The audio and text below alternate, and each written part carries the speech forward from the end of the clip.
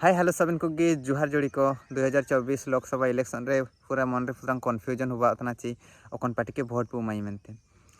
तो हुए तो नेंडे जा भी दाइए इना दो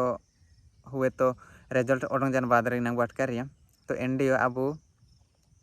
ना इलेक्शन बिटा आयार ते प्रचार इनका हुआ और पैसा को इनका हाटिंग बाया लेकिन जाए ताते पैसा इडे रे जाना चिके रियो लेकिन भोट तो इन्हीं के उमाइते दरकार ची ओकनी डेवलप लेलो तना ची ओकनी फ्यूचर डेवलप दाइए इन्हीं की नंग चेना ची अब मिंडो भोट मिंडो होके एक तो दाइए करे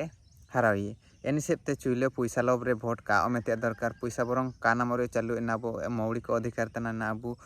मिंडो के सिलेक्ट दाइए ची इनी आयार ते अब सरकार बाइया तो इन हिसाब ते अब उड़ू के इन्हीं के भोट माइते दरकार ओकनी डेवलप लेलो तना और आयार ते इनी अब डेवलपे उड़ू मेनते निका पैसा लालचते पैसा तिसिंग ओको जान पार्टी तिसिंग पैसा अमाबू तना ठीक गया इनी गापा जदि पार्टी आसी तो इनी एन पैसा रिया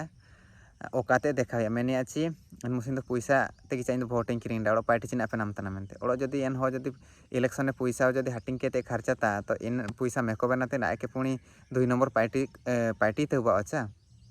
एन हिसाब ते इना मेनते अब भोट इनी के बुमाई ओकनी अब पार्टी लेलो तना पैसा लोभ ते चुइले ओकन पार्टी के भोट कामाई ते दरकार और जदि थोड़ा बहुत नॉलेज इटे दरकार ओकन पार्टी चिलके चिनातिया और निका पैसा लोभ ते ची ओके दुई पदे काजी करा मेनते इनी के भोट काबू माई।